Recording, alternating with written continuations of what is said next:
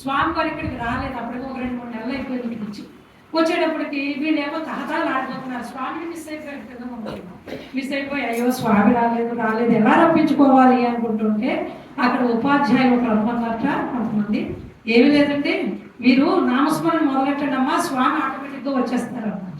అనేటప్పటికి వాళ్ళు ఎలా చేసేవారు అంటే మరి క్లాసులు కూడా పోకూడదు కదా, ఒక క్లాస్ జరుగుతుంటే ఇంకో క్లాస్లో కూర్చొని పెట్టి చేసేస్తుండేవాట.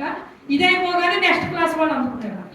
అలా మరి ఇక్కడ వీళ్ళకి క్లాస్ జరుగుతుండేది. ఇలాగ వాళ్ళు ఆపకుండా చేస్తుంటే స్వామి వారు అక్కడ ఉండలేక అన్నట్ట నేను వెళ్ళిపోవాలి, ఎందుకంటే అక్కడ నా పిల్లలు నన్ను పిలిచేస్తున్నారు అందరూ కలిసి అని చెప్పేటప్పటికి స్వామి అక్కడి నుంచి బయలుదేరి గుళ్ళకి వచ్చేసారు.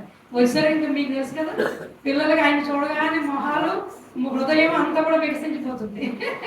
వికసించిపోయేటప్పటికి అప్పుడు ఆయన అన్నట్టు వాళ్ళతో కొన్నాడు గడిపి అప్పుడు వెళ్ళించారు. కాబట్టి దీని అర్థం ఏంటంటే స్వామిని కాదు, భగవంతుడు ఎక్కడున్నా సరే కడుపు తీసుకొచ్చేస్తుంది నామస్మరణ అన్నది.